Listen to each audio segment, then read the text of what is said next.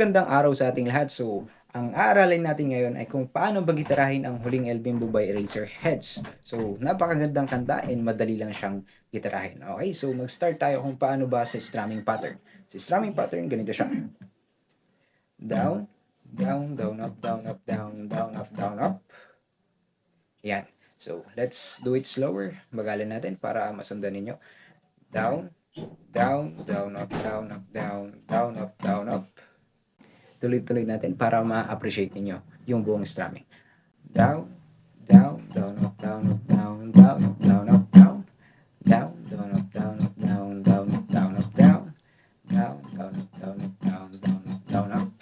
Okay, so lagyan na natin ng chord.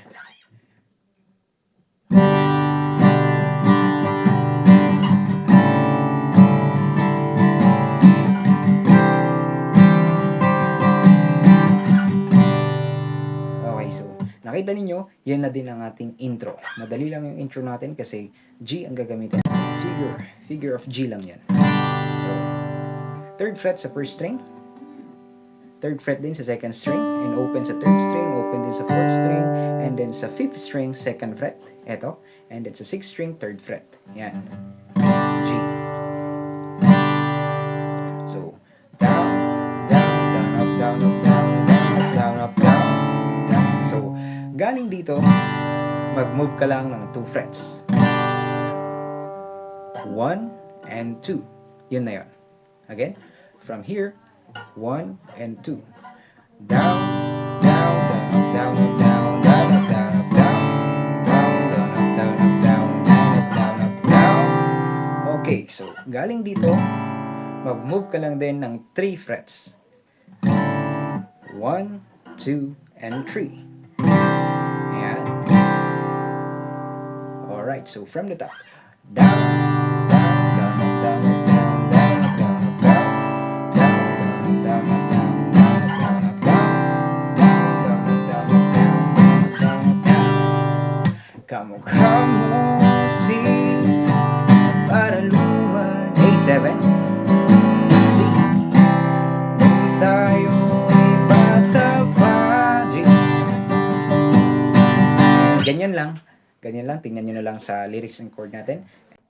And then, dumako naman tayo sa bridge.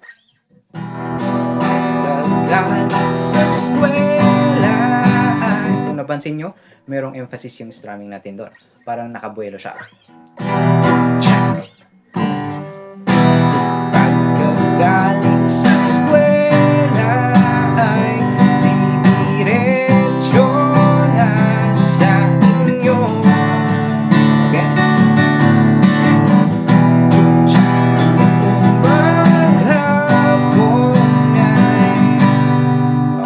Siya. So, try nating i-play from the start hanggang matapos natin yung kanta.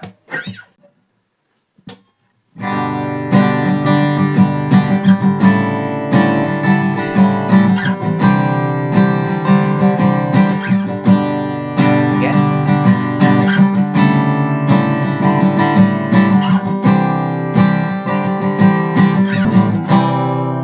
Ganun lang siya, gitarahin. Okay, thank you so much for watching and see you guys next time.